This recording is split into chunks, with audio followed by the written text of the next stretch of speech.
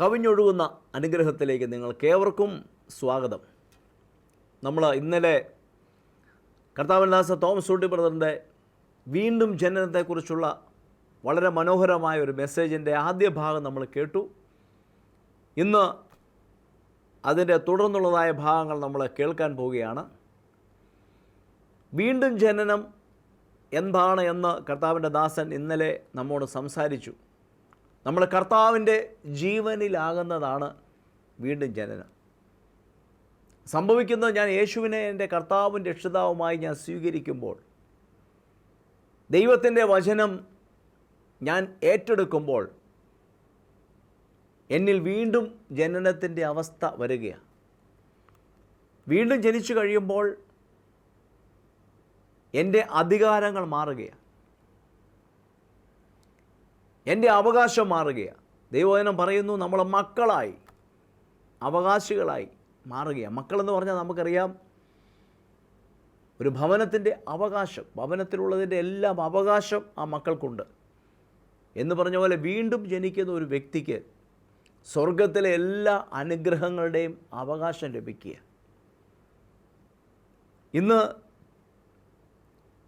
നിങ്ങളുടെ ജീവിതത്തിൽ എത്ര വലിയ തകർന്ന വിഷയത്തിലാണ് നിങ്ങൾ ഞങ്ങളെ കേൾക്കുന്നതെങ്കിലും, യേശുവിനെ നിങ്ങളുടെ ജീവിതത്തിലേക്ക് നിങ്ങൾ സ്വീകരിക്കുമ്പോൾ, ഞാൻ നിങ്ങളോട് ഉറപ്പായിട്ട് പറയാം, നിങ്ങളുടെ അവസ്ഥകളെ കർത്താവ് മാറ്റും. വാലെന്ന സ്ഥാനത്ത് നിന്ന് തല എന്ന സ്ഥാനത്തേക്ക് കർത്താവ് നമ്മളെ മാറ്റും. എല്ലാവരും തള്ളപ്പെട്ട അവസ്ഥയിലാണെങ്കിൽ അവിടെ നിന്ന് കർത്താവ് നമ്മളെ മാറ്റി മൂലക്കല്ലാക്കി കർത്താവ് നമ്മളെ മാറ്റും. അതുപോലെ തന്നെ ഇന്നെ കേൾക്കുന്ന ഓരോരുത്തരോടും ഞാൻ പറയാം, നിങ്ങളുടെ വിഷയങ്ങളിലേക്ക് നോക്കരുത്. കർത്താവിൻ്റെ മുഖത്തേക്ക് നോക്കിയാൽ നിങ്ങളുടെ സകല വിഷയങ്ങൾക്കും ഒരു വിടുതലുണ്ട്. നിങ്ങളുടെ സകല പ്രശ്നങ്ങൾക്കും ഒരു പരിഹാരമുണ്ട്. യേശു നമ്മൾക്ക് വേണ്ടി മരിച്ചത് നമ്മുടെ സകല വിഷയങ്ങളോടും കൂടി അവൻ മരിച്ചത്. അവൻ ഉയർത്തെഴുന്നേറ്റപ്പോൾ നമ്മുടെ സകല വിഷയങ്ങളുടെയും വിടുതൽ ആ ഉയർപ്പിനാൽ നമുക്ക് ലഭിച്ചു. ഇനി ഞാനത് വിശ്വസിച്ചാൽ മാത്രം മതി. എൻ്റെ അവസ്ഥകളെ കർത്താവ് മാറ്റും. എൻ്റെ ഭവനത്തിൽ കർത്താവ് സമാധാനം തരും. നമുക്കൊരു നിമിഷം പ്രാർത്ഥനയോടെ ഇന്നത്തെ മെസ്സേജിലേക്ക് നമുക്ക് കടക്കാം. കർത്താവ് അനുഗ്രഹിക്കട്ടെ.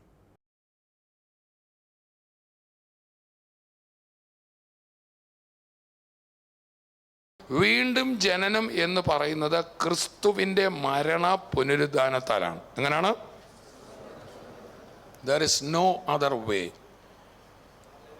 ക്രിസ്തു ലോകത്തിൽ ജനിച്ചാലും വീണ്ടും ജനനം നടക്കത്തില്ല. അതുകൊണ്ടാണ് 3.5 വർഷം യേശുവിൻ്റെ കൂടെ നടന്ന ശിഷ്യന്മാരും എന്ത് ചെയ്തിരുന്നില്ല? വീണ്ടും ജനിച്ചില്ല. ഞാനിതൊരിക്കലൊരു ബൈബിൾ ക്ലാസ്സിൽ പറഞ്ഞപ്പോൾ അവിടെ ഉണ്ടായിരുന്ന കുറേ വിശ്വാസികൾ, ചില ശുശ്രൂഷകർ, നമ്മുടെ സഭ അന്നില്ല, ഞാൻ ബൈബിൾ സ്കൂളിൽ പഠിപ്പിക്കുകയാണ്, എന്നോടവരൊക്കെ ചൂടായി. പിന്നെ ശിഷ്യന്മാർ വീണ്ടും ജനിച്ചല്ലെന്നാണോ പറയുന്നത്? ഞാൻ പറഞ്ഞു, വീണ്ടും ജനിച്ചതല്ല. നോ. 3.5 വർഷം കർത്താവിൻ്റെ കൂടെ നടന്നപ്പോൾ, ഭൂതങ്ങളെ പുറത്താക്കിയപ്പോൾ, രോഗികളെ സൗഖ്യമാക്കിയപ്പോൾ അവരെന്ത് ചെയ്തവരല്ലായിരുന്നു? വീണ്ടും ജനിച്ചില്ല. അവർക്ക് കർത്താവ് കൊടുത്ത അധികാരം അവർ ഉപയോഗിച്ചതേ ഉള്ളൂ. വീണ്ടും ജനിക്കണമെങ്കിൽ യേശു ക്രിസ്തു എന്ത് ചെയ്യണം? ക്രൂശിൽ മരിച്ച് അടക്കപ്പെട്ട് ഉയർത്തെഴുന്നേൽക്കണം. ഇനി നമുക്ക് കോദമോസിൻ്റെ ഭാഗം ഒന്നുകൂടെ വായിക്കണം. അതിനു മുമ്പ് 1 പത്രോസ് 1:3 മുതലുള്ള ഭാഗം ഒന്നുകൂടെ വായിക്കണം. നമ്മുടെ കർത്താവായ യേശുക്രിസ്തുവിന്റെ പിതാവായ ദൈവത്തിന് സ്തോത്രം. അവൻ മരിച്ചവരുടെ ഇടയിൽ നിന്നുള്ള യേശുക്രിസ്തുവിന്റെ പുനരുത്ഥാനത്താൽ. അവിടെ അങ്ങ് നിർത്തിക്കേ. യേശുക്രിസ്തുവിന്റെ പുനരുത്ഥാനത്താൽ. ഉറക്കെ പറ. ഇനി ഉള്ളിടത്തൊരു ബ്രാക്കറ്റ് തുടങ്ങാണ്. പുനരുത്ഥാനത്താൽ. തന്റെ കരുണാധിക്യ പ്രകാരം നമ്മെ, അതിന്റെ കോസ് പുനരുദ്ധാനത്താലാണ്. പക്ഷേ ഈ പുനരുദ്ധാനത്താൽ നമ്മളെ വീണ്ടും ജനിപ്പിക്കാനുള്ള കാരണം വായിച്ചേ. യേശുക്രിസ്തുവിന്റെ പുനരുദ്ധാനത്താൽ തന്റെ കരുണാധിക്യ പ്രകാരം. ആരുടെ കരുണാധിക്യ പ്രകാരം? പിതാവായ ദൈവത്തിന് സ്തോത്രം എന്നല്ലേ തുടങ്ങി. ഒന്നുകൂടെ ആദ്യം മുതൽ വായിച്ചോളൂ. നമ്മുടെ കർത്താവായ യേശുക്രിസ്തുവിന്റെ പിതാവായ ദൈവത്തിന് സ്തോത്രം. ആർക്കാ ഞാൻ നന്ദി പറയുന്നത്? പിതാവാം ദൈവത്തിന് ഞാൻ സ്തോത്രവും താങ്ക്സ് ഗിവിംഗും ചെയ്യുകയാണ്. എന്തിനു വേണ്ടി? അവൻ മരിച്ചവരുടെ ഇടയിൽ നിന്നുള്ള യേശുക്രിസ്തുവിന്റെ പുനരുത്ഥാനത്താൽ. അവൻ ആദ്യം പറഞ്ഞിരിക്കുന്ന ആരെ കുറിച്ചാ?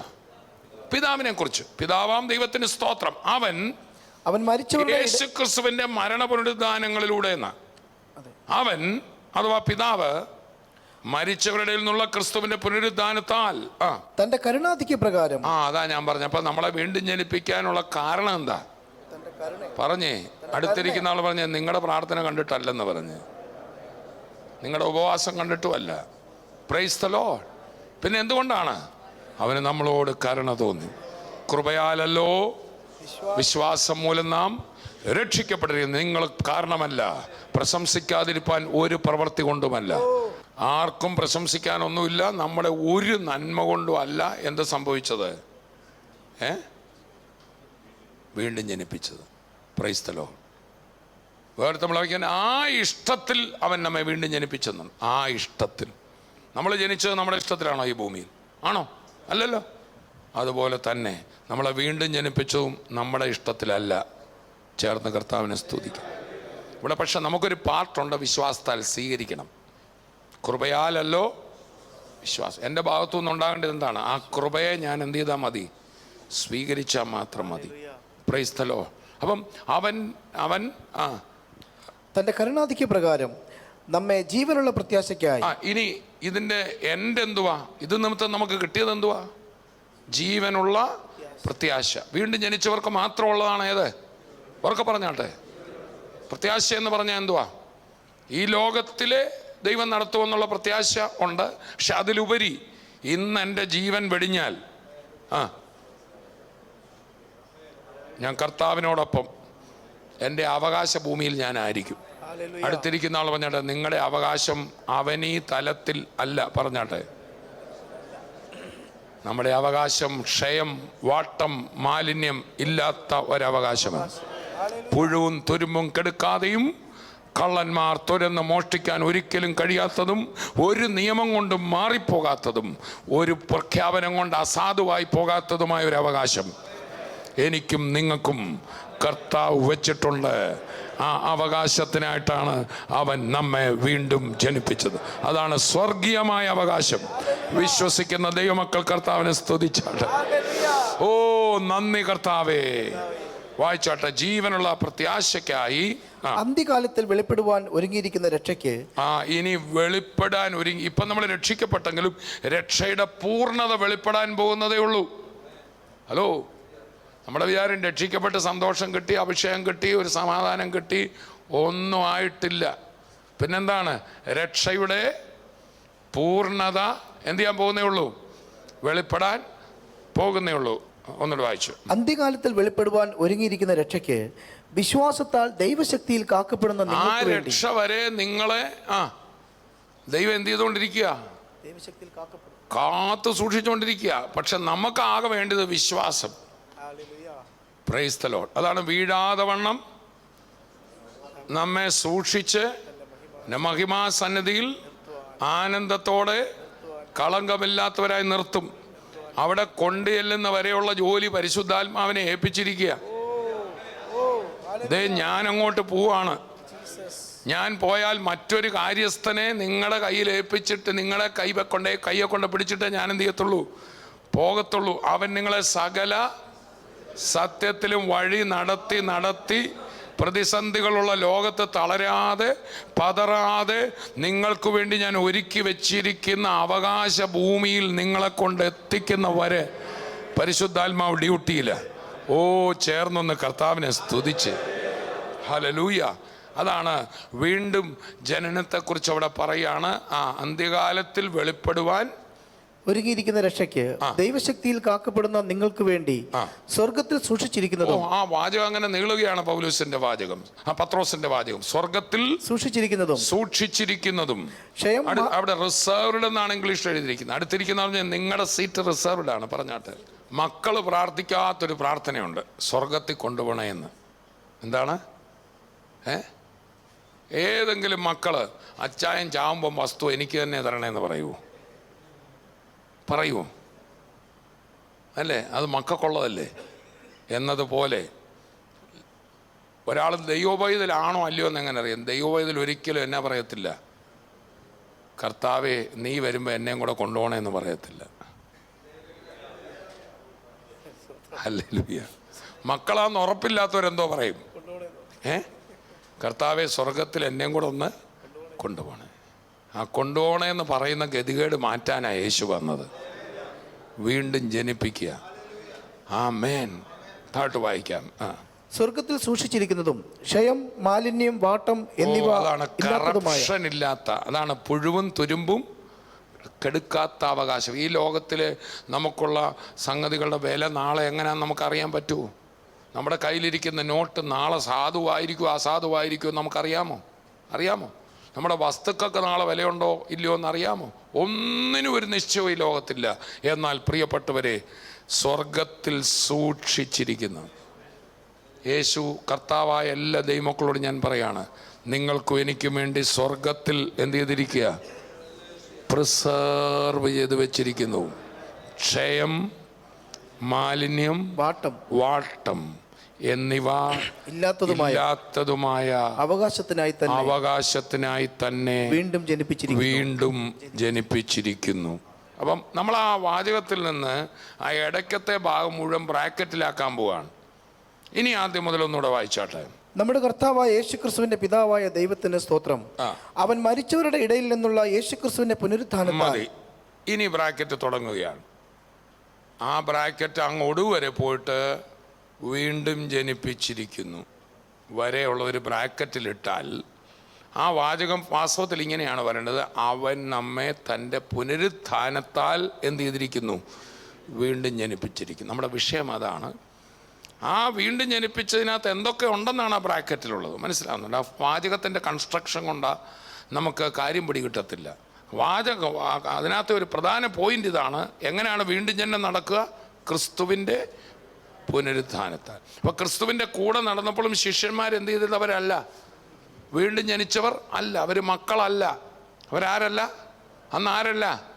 മക്കളല്ല. അവരെ കർത്താവ് എന്താ വിളിച്ചത്? നിങ്ങളെ എൻ്റെ സ്നേഹിതന്മാരെന്നാണ് വിളിച്ചത്. എന്താ വിളിച്ച്? എന്നാൽ ഉയർത്തെഴുന്നേറ്റ കർത്താവ് മറിയോട് പറയാണ്, നീ എൻ്റെ സഹോദരന്മാരുടെ അടുക്കൽ ചെല്ലണം. ആരുടെ? എന്നിട്ട് എന്തോ പറയണം? എൻ്റെ പിതാവും അവരുടെ പിതാവും ആയവൻ്റെ അടുക്കൽ ഞാൻ കയറിപ്പോന്നു. എൻ്റെ ദൈവവും അവരുടെ ദൈവവും, എൻ്റെ അപ്പനും അവരുടെ അപ്പൻ.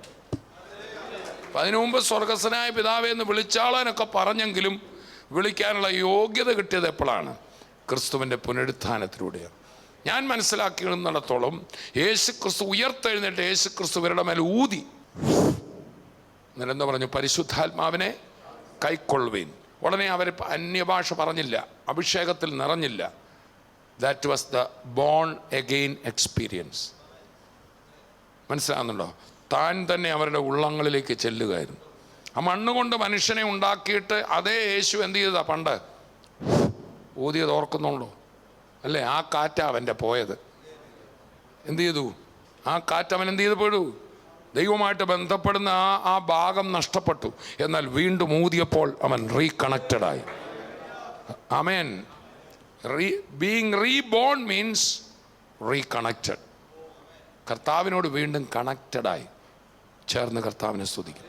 അതാ നിക്കോദമസിനോട്, നീ എന്തെല്ലാം മതകർമ്മങ്ങൾ ചെയ്താലും ബോൺ അഗെയിൻ ആകുന്നില്ലെങ്കിൽ ദൈവമായിട്ട് നിനക്ക് ബന്ധപ്പെടാൻ, നിനക്ക് വേണേൽ ആചാരങ്ങളും കർമ്മങ്ങളും അനുഷ്ഠാനങ്ങളും ഒക്കെ ചെയ്തുകൊണ്ടിരിക്കാം. നീ പരീക്ഷന്മാരെ പഠിപ്പിക്കുന്നവനാണ്. അതാണ് നിക്കോദമോസ് വന്നിട്ട് ചോദിക്കുകയാണ്, നീ വലിയ ആളാണ്, ദൈവത്തിൻ്റെ അടുക്കൽ വന്നാണല്ലോ യേശുവേ. ഒന്ന് വായിച്ചോളൂ ഒന്നുകൂടെ. പരീശന്മാരുടെ കൂട്ടത്തിൽ യഹൂദന്മാരുടെ ഒരു പ്രമാണിയായി നിക്കോദിമോസ് എന്നു പേരുള്ളൊരു മനുഷ്യനുണ്ടായിരുന്നു. അവൻ രാത്രിയിൽ അവൻ്റെ അടുക്കൽ വന്ന് അവനോട്, റബ്ബി, നീ ദൈവത്തിൻ്റെ അടുക്കൽ നിന്ന് ഉപദേഷ്ടാവായി വന്നിരിക്കുന്നു എന്ന് ഞങ്ങൾ അറിയുന്നു. ദൈവം തന്നോട് കൂടെ ഇല്ലെങ്കിൽ നീ ചെയ്യുന്ന ഈ അടയാളങ്ങളെ ചെയ്യുവാൻ ആർക്കും കഴിയുകയില്ല എന്ന് പറഞ്ഞു. യേശു അവനോട്, ആമേൻ ആമേൻ, ഞാൻ നിന്നോട് പറയുന്നു, പുതുതായി ജനിച്ചില്ല എങ്കിൽ നീ വീണ്ടും ജനിക്കണം. ഉടനെ തുടർന്ന് നിക്കോദമോസ് യേശു കർത്താവിനോട് പറയുന്നുണ്ട്, ഞാൻ എങ്ങനെ അമ്മയുടെ ഉദരത്തിൽ വൃദ്ധനായ ശേഷം വീണ്ടും കയറി ജനിക്കാൻ പറ്റുമോ? Praise Lord. ഉടനെ കർത്താവ് പറയുന്നുണ്ട്, ജഡത്താൽ ജനിച്ചത് ജഡം. നീ അമ്മയുടെ വയറ്റിൽ കയറി നീ എത്ര തവണ ജനിച്ചാലും നീ ഏത് തന്നെയാണ്? ജഡം തന്നെ. You have to born in the spirit. നിൻ്റെ ആത്മാവിൽ നീ എന്ത് ചെയ്യണം? ജനിക്കണം. എന്ന് പറഞ്ഞിട്ട് അതിൻ്റെ 14 മുതൽ വായിക്കുമ്പോൾ അതിനൊരു സംഭവം നടക്കണം. അതാണ് വായിക്കുന്നത്. വായിച്ചാട്ടെ. മോശ മരുഭൂമിയിൽ സർപ്പത്തെ ഉയർത്തിയതുപോലെ മനുഷ്യപുത്രനെയും ഉയർത്തേണ്ടതാകുന്നു. ക്രിസ്തുവിൻ്റെ ക്രൂശും അവിടെ നിന്നുള്ള ഉയർപ്പും. ഈ മനുഷ്യപുത്രനെ ഉയർത്തുക എന്ന് പറയുമ്പോഴെല്ലാം മോശ മരുഭൂമിയിൽ ഉയർത്തുക, യേശു ക്രൂശിൽ ഉയർന്നവ മാത്രമേ നമ്മുടെ അല്ല. ക്രൂശിൽ ഉയർന്നിട്ട് കല്ലറയിൽ പോയിട്ട് എന്ത് ചെയ്തു?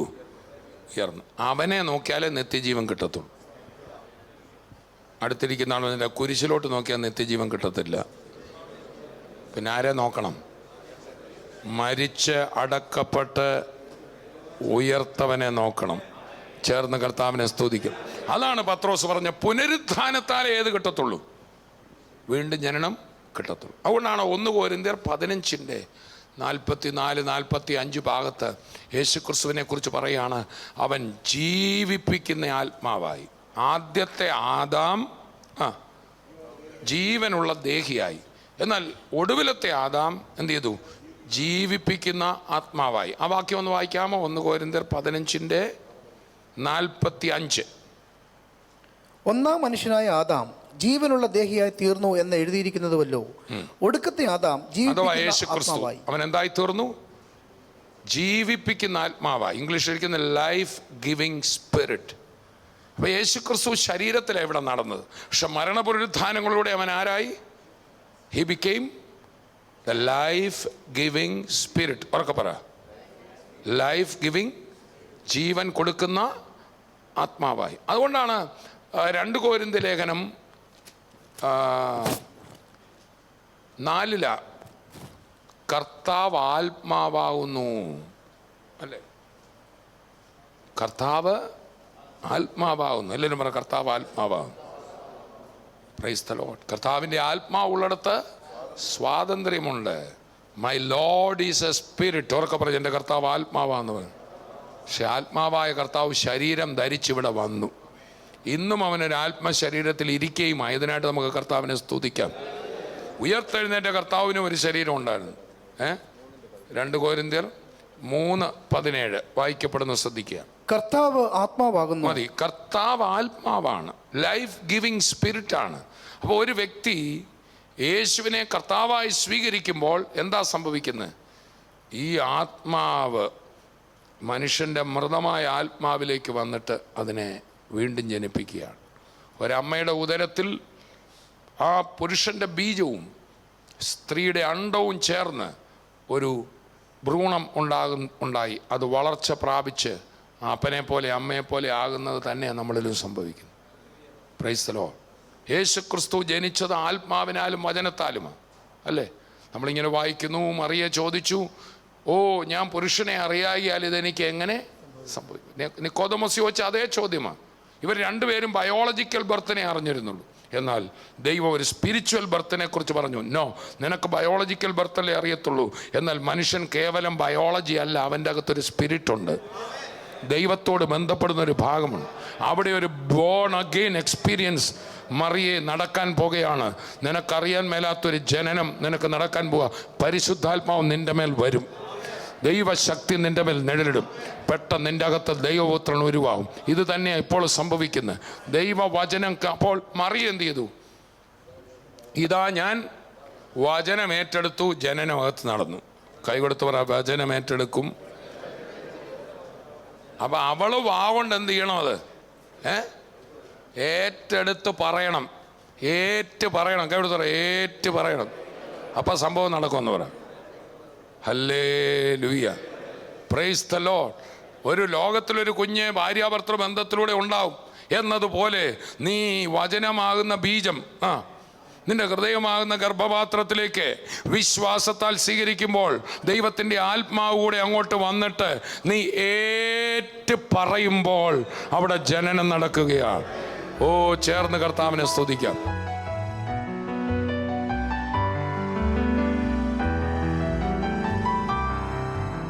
ഇതൊരു അത്ഭുത സാക്ഷ്യമാണ്. കഴിഞ്ഞ 4 മാസങ്ങൾക്ക് മുമ്പ് ഒരു ആക്സിഡൻ്റ് ഉണ്ടായി. ഈ കൈ പുറന്നോട്ട് വലിയത്തില്ലായിരുന്നു. ഇപ്പോൾ പ്രാർത്ഥിച്ചുകൊണ്ടിരിക്കുമ്പം ഈ സഹോദരൻ്റെ ശരീരത്തിന്മേൽ ഒരു ശക്തി ഇറങ്ങി. ഇപ്പോൾ നല്ല രീതിയിൽ കൈ പുറന്നോട്ട് വലിക്കാൻ പറ്റും. ചേർന്ന് കർത്താവിന്. എന്താ ബ്രദറെ, എന്തായിരുന്നു സംഭവിച്ചത്? 2-3 മാസമായി എനിക്ക് ഒരു ആക്സിഡൻറ്റ് പറ്റി. കൈയുടെ ഈ അസ്ഥിയിൽ നിന്ന് മാംസം ഒന്ന് ഇളകിയായിരുന്നു. അപ്പം നല്ല ട്രീറ്റ്മെൻറ്റൊക്കെ ചെയ്തു, മരുന്നുകളൊക്കെ വാങ്ങിച്ച് കഴിച്ചായിരുന്നു. പക്ഷേ എനിക്ക് കൈ പുറമോട്ട് തിരിക്കുമ്പോൾ ഭയങ്കര വേദന ഉണ്ടാകുമായിരുന്നു. ഇപ്പോൾ അത് പ്രാർത്ഥനയിൽ പൂർണ്ണ സൗഖ്യമായി. കൈയും തിരിച്ച് കുഴപ്പമില്ല, ഒരു കുഴപ്പമില്ല. ഒന്ന് എടുത്തിട്ടൊന്ന് തിരിച്ച്. അങ്ങനൊന്നും കുഴപ്പമില്ല. ഒരു കുഴപ്പമില്ല. പൂർണ്ണമായി കർത്താവ് സൗഖ്യമാക്കി. ചേർന്നൊരു ഹല്ലേലൂയ പറഞ്ഞാട്ടെ. തോമസ് കുട്ടി ബ്രദറെ, ഈ ആൻറ്റി ഈ ഇടക്ക് തുടങ്ങിയ ഒരു അസുഖമാണ്. നടക്കുമ്പോൾ വേച്ച് വീഴാൻ പോകും, വീഴുന്നുണ്ടായിരുന്നു. ഇപ്പോൾ ആൻറ്റി പറയുകയാണ് ആൻറ്റി സൗഖ്യമായി. എങ്ങനെ അറിയാം സൗഖ്യമായി? നടന്നു നോക്കിയോ? നടന്നു നോക്കി, എന്നിട്ട് ഒരു കുഴപ്പമില്ല. ഒരു കുഴപ്പമില്ല. എത്ര നാളായി ഇത് തുടങ്ങിയിട്ട്? ഈ അടുത്ത നാളിലാണ് തുടങ്ങിയത്. ഇപ്പൊ ഇവിടെ സൗകര്യം പറഞ്ഞപ്പോഴാണ് ഞാനൊന്ന്. ഇപ്പൊ ഒരു കുഴപ്പമില്ല. ഇപ്പൊ ഒരു കുഴപ്പമില്ല. ഒന്ന് നടന്നേ, ഞാൻ ഇന്ന് കാണട്ടെ.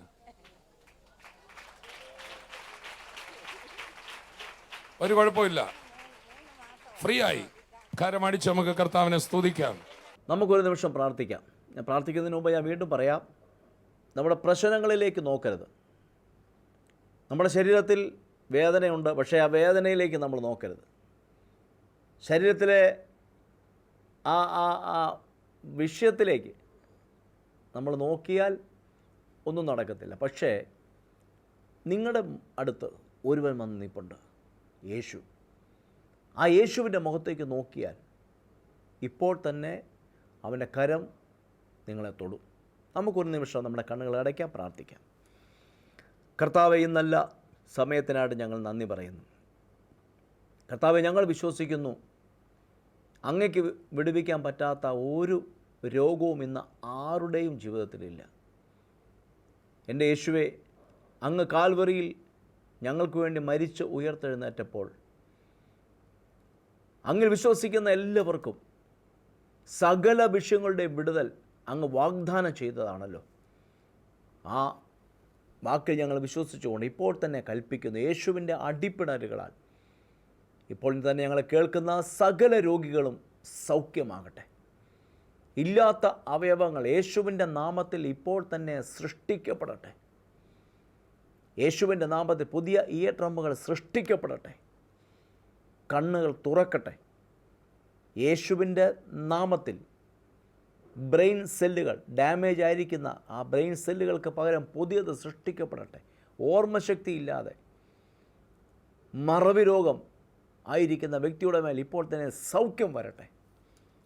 അസ്ഥികൾ സൗഖ്യമാകട്ടെ യേശുവിൻ്റെ നാമത്തിൽ. ഇപ്പോൾ തന്നെ കാലിലെ നഖങ്ങൾ കൂടെ പഴുത്ത് നഖങ്ങൾ അടർന്നു പോകുന്ന ആ പ്രയാസം ഇപ്പോൾ തന്നെ യേശുവിൻ്റെ നാമത്തിൽ സൗഖ്യമാകട്ടെ എന്ന് കൽപ്പിക്കുന്നു. അപ്പോൾ തന്നെ കർത്താവെ, ഈ പ്രിയപ്പെട്ടവർ ഭാരപ്പെടുന്ന എല്ലാ വിഷയങ്ങളിലും, അവരുടെ സാമ്പത്തികമായ വിഷയങ്ങളിലും, അവരുടെ കുടുംബജീവിതത്തിലെ വിഷയങ്ങളിലും, അവരുടെ തലമുറയുടെ വിഷയങ്ങളിലും ഇപ്പോൾ തന്നെ ഒരു അത്ഭുതം നടക്കട്ടെ. യേശുവിൻ്റെ നാമത്തെ കൽപ്പിക്കുന്നു. പുതിയ ഭവനങ്ങൾ ഇവർക്ക് വരട്ടെ. കർത്താവെ, ഞങ്ങളുടെ കരം ഓരോ വിഷയങ്ങളുടെ മേലും തൊടുന്നതിനായി സ്തോത്രം. വിടുവിച്ചിരിക്കാൻ നന്ദി.